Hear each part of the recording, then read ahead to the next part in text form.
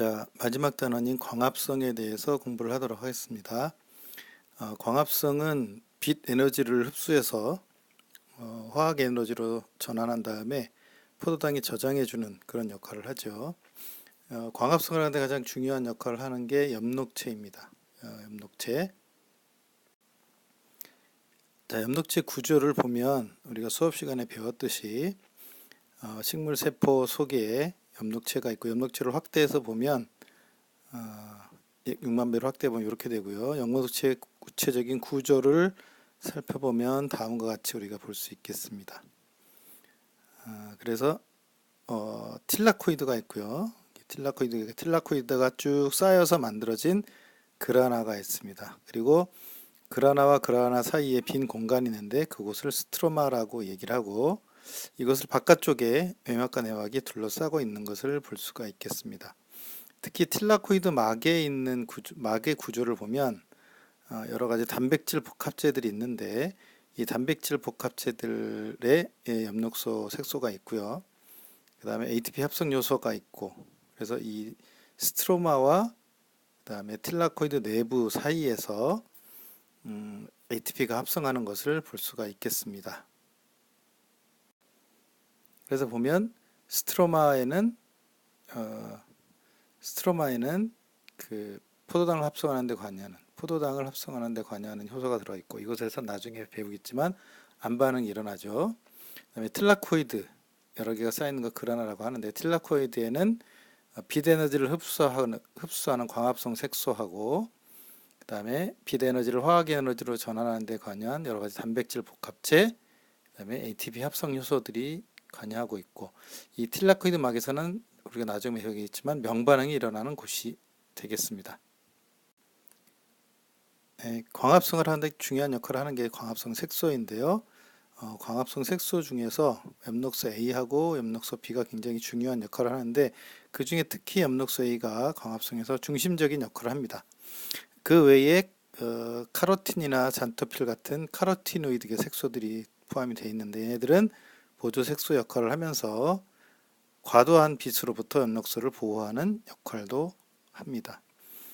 그리고 이 엽록소들이 틸라코이드 막에 분포하고 있는데, 분포하는 모습을 보면 여기 있는 것처럼 이렇게 관계라는 것을 구성해서 분포하고 있는 것을 볼 수가 있습니다. 그래서 단백질 사이사이에 엽록소가 들어가 있는 그런 모양으로 관계를 구성하는데, 이 관계가 굉장히 명반응에서 굉장히 중요한 역할을 하게 됩니다. 이 광합성 색소는 특별히 이 가시광선 범위의 빛을 흡수를 하는데, 특별히 보면 이 광합성 색소가 빛을 흡수하는 그런 걸 볼 수가 있고, 빛을 흡수하는 것과 광합성이 일어나는 것을 확인해 볼 수 있는데, 먼저 빛을 흡수하는 것을 보면 엽록소 A의 경우를 보면 이 파란색 계통, 그죠? 내지는 보라색 계통의 빛을 많이 흡수하고, 그 다음에 이 붉은색 계통의 빛을 흡수하는 것을 볼 수가 있습니다. 엽록소 B도 비슷한 경향을 보이고 있고요. 그런데 이 빛을 흡수해서 수행하는 광합성 속도를 측정해 보면 비슷하게 이 청자색과 붉은색 쪽에서 광합성이 많이 일어나긴 하지만, 이 중간에 녹색과 노란색 부분에서도 광합성이 상당히 일어나는 것을 볼 수 있습니다. 이것은 뭘 얘기하냐면, 카로티노이드계 색소, 보조 색소들이 빛을 흡수해 주기 때문에 어느 정도 그 부분에서도 광합성이 일어나는 것을 확인해 볼 수 있겠습니다. 자, 이제 광합성 과정을 보면요, 이산화탄소 6분자와 물 12분자가 들어가서 빛 에너지를 이용해서 포도당 1분자, 산소 6분자, 물 6분자가 나오는 그런 과정으로 생각해 볼 수 있습니다. 그런데 광합성 과정은 초기에는 하나의 과정으로 사람들이 생각하고 있었는데, 여러 가지 과학자들의 연구 결과에 의해서 하나의 과정이 아니라 두 가지 과정으로 나뉘어져 있다는 것을 확인할 수 있었고요. 요것에 대한 대표적인 실험이 벤슨의 실험을 통해서 확인할 수 있습니다. 그래서 벤슨이 어떤 실험을 했냐면, 여기 나온 것처럼 1번, 2번, 3번 단계를 거쳐서 실험을 했습니다. 어떤 실험을 했냐면, 첫 번째는 빛이 없는 상태에서 이산화탄소를 그죠? 이산화탄소를 공급하고 빛이 없는 상태에서 광합성을 시도를 했는데 광합성이 일어나지 않는 것을 볼 수가 있겠습니다. 그죠? 광합성이 일어나지 않는 걸 볼 수 있고. 그런데 이번에는 빛을 주면서 이산화탄소를 차단했습니다. 그죠? 이산화탄소를 차단했어요. 빛을 주면서 이산화탄소를 차단했더니 역시 빛이 없으니까, 그죠? 빛이 있어도 이산화탄소가 없으니까 광합성이 일어나지 않겠죠. 빛이 있어도 이산화탄소가 없으면 광합성이 일어나지 않는다. 또는 이산화탄소가 있어도 빛이 없으면 광합성이 일어나지 않는다. 이걸 이제 확인했는데 세 번째 실험은 이렇게 두 번째 실험을 하고 나서 세 번째 실험을 이어서 한 것입니다. 그래서 특별히 첫 번째 것이 굉장히 중요한데 보면 이산화탄소를 공급해 주고 빛이 없다. 그러면 원래는 광합성이 첫 번째 1번에서 있던 것처럼 광합성이 일어나지 않아야 되는데 이 부분을 보면 광합성이 살짝 일어났다가 줄어드는 것을 볼 수 있습니다. 그래서 이 광합성이 일어났다가 줄어드는 것이 왜 그런가라고 과학자들이 해석을 해본 결과 빛이 있을 때, 이산화탄소는 없지만 빛이 있을 때 어떤 물질이 작용을 해서 빛이 없어도 이산화탄소만 있어도 어떤 광합성이 일어날 수 있도록 하는 작용을 하는 것이 아닌가라고 해석을 하게 됐죠. 그래서 이 이후로 빛이 있을 때 작용하는 부분과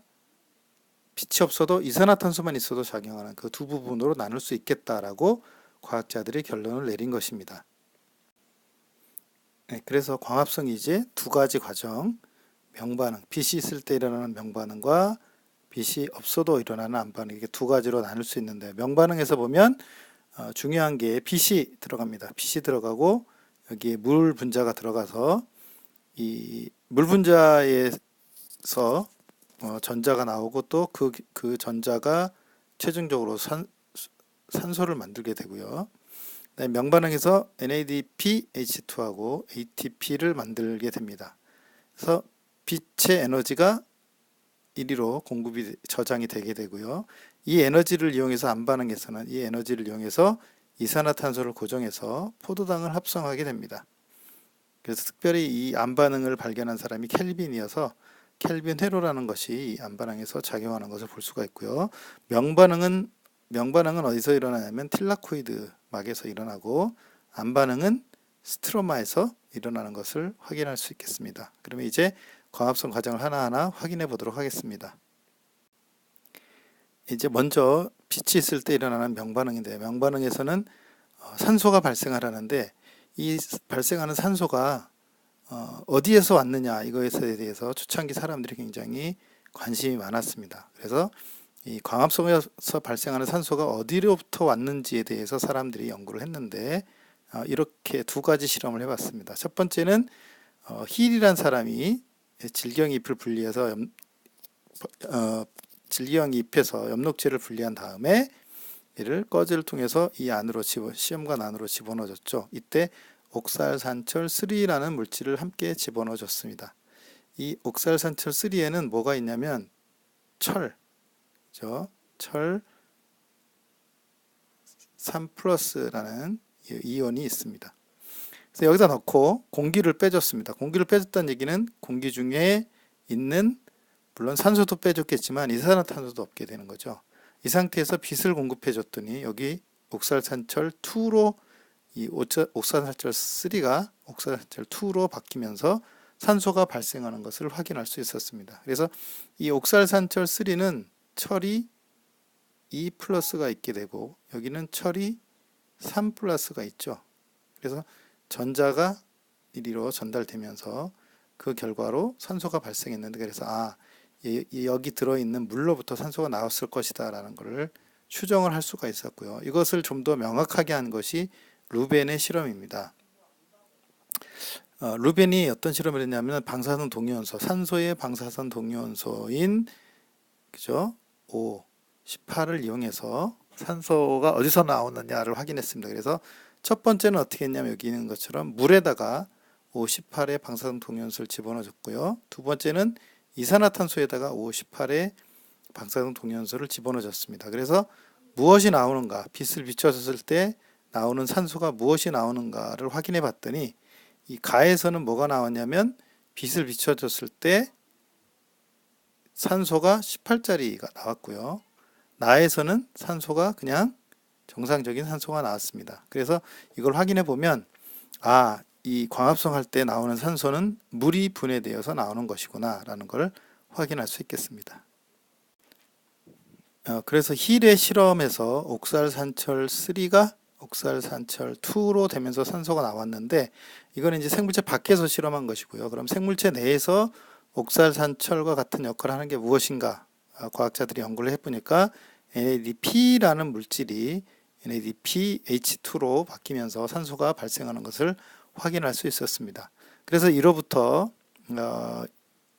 광합성에 대해서 사람들이 예전에는 요 위에 것처럼 생각했지만 이제 지금은 이 밑에 있는 것처럼 우리가 알고 있는 광합성이 그죠?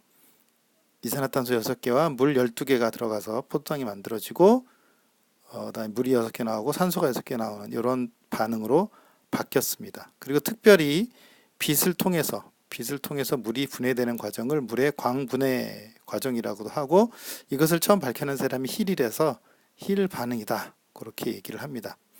그리고 특별히 그 광합성의 명반응에서 ATP가 합성이 되는데 이 ATP 합성에 관여되는 에너지가 어디로부터 오냐면 빛으로부터 오기 때문에 그걸 뭐라고 하냐면 광인산화라고 얘기합니다. 그래서 광인산화는 호흡에서 얘기했던 산화적 인산화와 대비되는 개념으로 광인산화라는 이야기를 부르고 있습니다. 그래서 광합성의 명반응을 한번 확인해 보면요.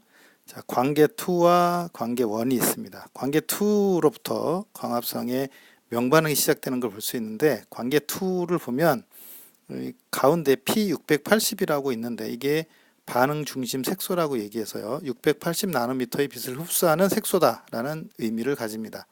그래서 빛이 오면 이 주변에 있는 색소들이 에너지를 흡수해서 이 반응 중심 엽록소로 에너지를 전달해 주게 되고요. 또 하나 이 반응 중심 색소에 전자가 전달이 되는데 이 전달되는 전자는 물이 아까 얘기했던 광분해에 의해서 산소가 만들어지면서 광분해되는 과정에서 전자가 반응 중심 색소로 전달이 되게 되죠. 그래서 이 반응 중심 색소에 전달된 전자에 빛 에너지가 전달되면 이 에너지가 굉장히 높은 수준으로 가서 전자 수용체에 전달이 되고 이 높은 수준의 에너지가 밑으로 내려오면서 이 과정을 통해서 ATP 에너지를 만들게 됩니다. 그래서 이 전자 수용체에 전달된 전자가 어디로 가느냐면 관계 1에 있는 P700으로 그죠? 700나노미터의 빛을 흡수할 수 있는 반응 중심 색소로 전자가 전달이 됩니다. 그러면 다시 여기 또 빛이 와서 전자가 또 굉장히 높은 수준으로 가고 이것이 다시 전달되면서 누구한테 전달되냐면 최종적으로 NADPH2에게 전자가 전달되는 과정을 볼 수 있습니다. 그래서 관계 2에서 시작된 전자 전달이 관계 1을 거쳐서 NADPH2까지 전자가 전달되고 그 과정에서 ATP가 합성되는 과정. 이 과정이 뭐냐면 광인산화인데 ATP가 합성이 되니까 광인산화인데 특별히 전자가 관계 2에서 출발해서 NADPH2로 가서 끝났기 때문에 이건 전자가 순환하지 않죠. 그래서 이것을 뭐라고 하냐면 전자가 순환하지 않는 비순환적인 광인산화 과정이다. 그렇게 부르고 있습니다. 그 다음에 한편으로 이 부분을 좀 더 확대해서 보면 이렇게 볼 수 있는데요. 자, 이 부분을 확대해서 보면 어떤 걸 확인해 볼 수 있냐면 관계 1으로 전자 전달을 통해서 ATP가 만들어지고 왔던 놈들이 빛에 의해서 P700에서 전자 수용체로 갔다가 이것이 NADPH2로 가지 않고 다시 전자 전달기로 돌아오는 경우가 있습니다. 그래서 이 경우에는 빛을 받아서 전자가 계속 이렇게 순환을 하기 때문에 이렇게 순환을 하는 그 과정에서 ATP가 만들어지고 NADPH2는 만들어지지 않죠. NADPH2를 만들려면 이쪽으로 나가야 되니까 이쪽으로 나가지 않고 계속해서 이렇게 순환하는 과정을 볼 수 있죠. 그래서 이렇게 순환하면서 ATP를 만들기 때문에 순환적 광인산화라고 얘기합니다. 그래서 순환적 광인산화에서는 ATP만 만들 뿐 NADPH2는 만들지 않고요. 반면에 여기 위에 있는 비순환적 광인산화의 과정에서는 ATP도 만들지만 NADPH2도 만드는 그것을 볼 수가 있습니다.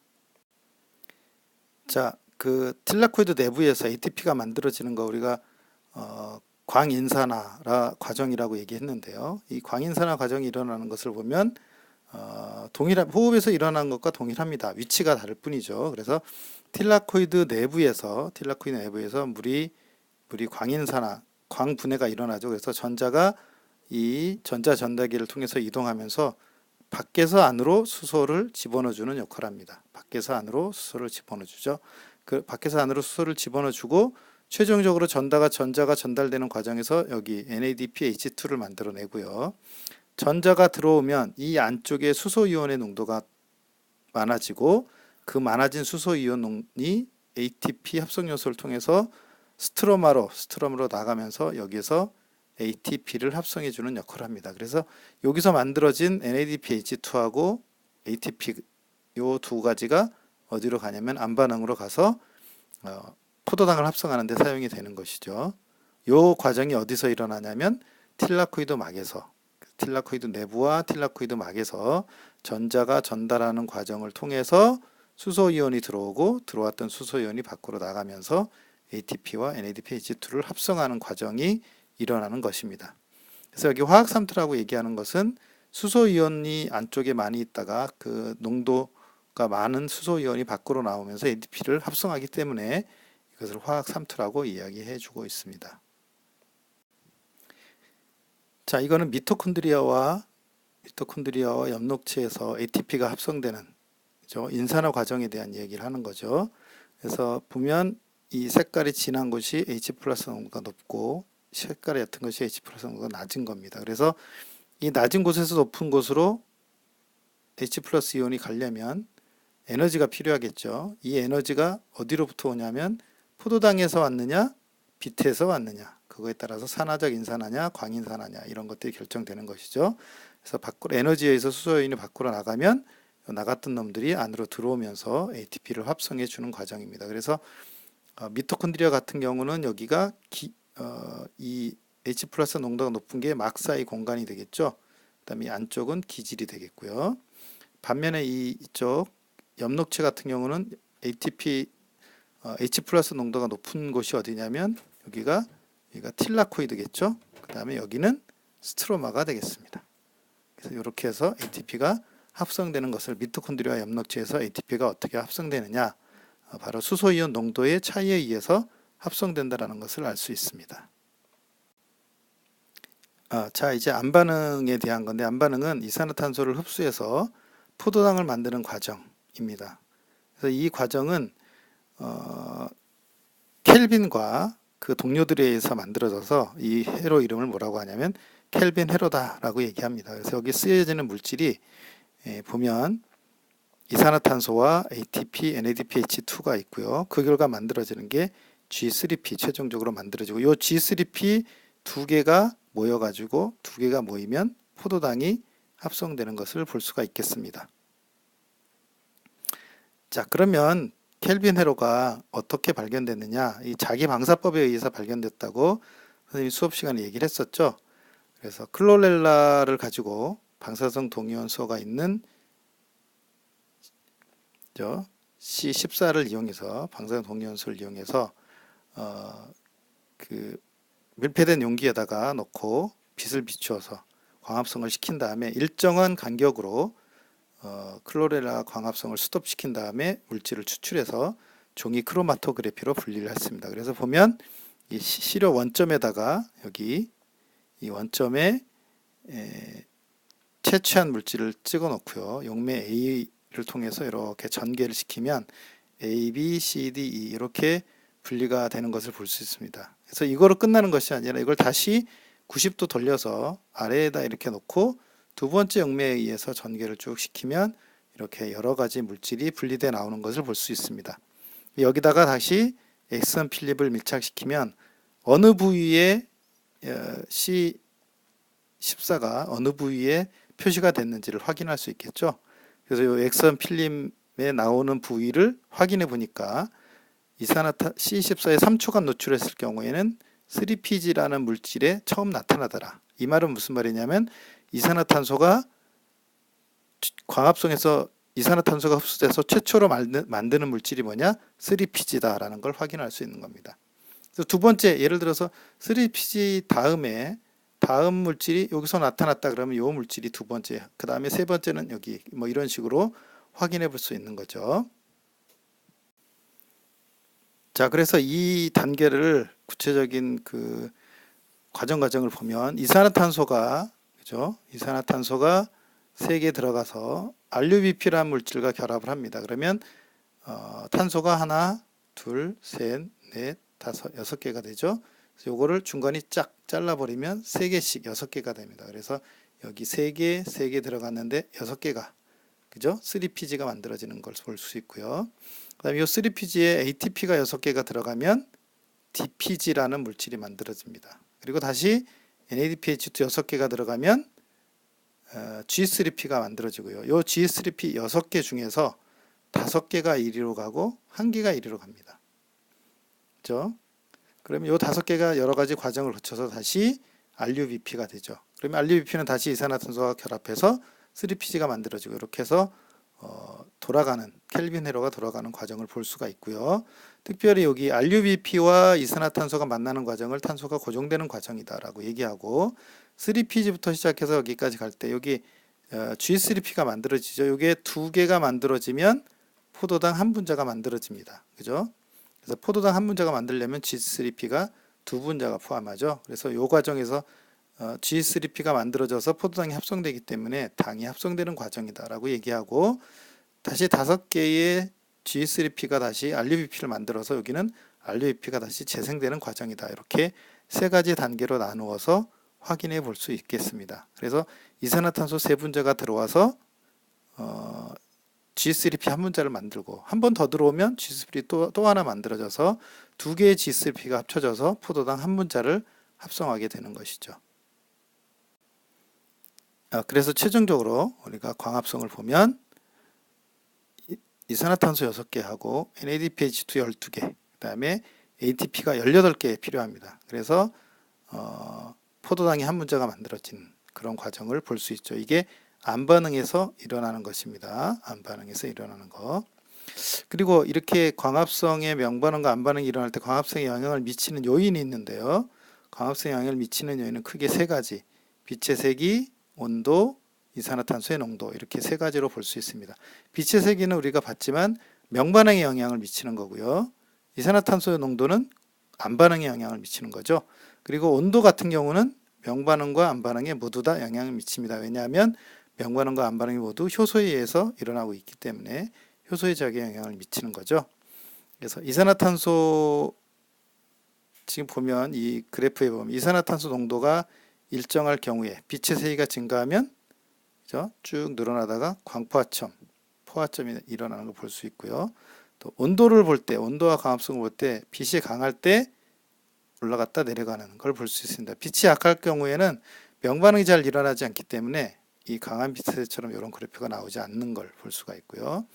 이산화탄소 농도와 광합성의 경우는 이산화탄소가 기질에 해당되는 거기 때문에 우리 지난번에 기질과 효소의 작용에 대한 거 봤었죠. 처음에 증가하다가 일정해지는, 그죠? 일정해지는 그런 모양들을 볼 수가 있습니다. 그래서 효소와 동일한 특징을 나타내는 걸 볼 수가 있겠습니다. 그래서 이상으로 해서 광합성에 대한 설명을 마치도록 하겠습니다.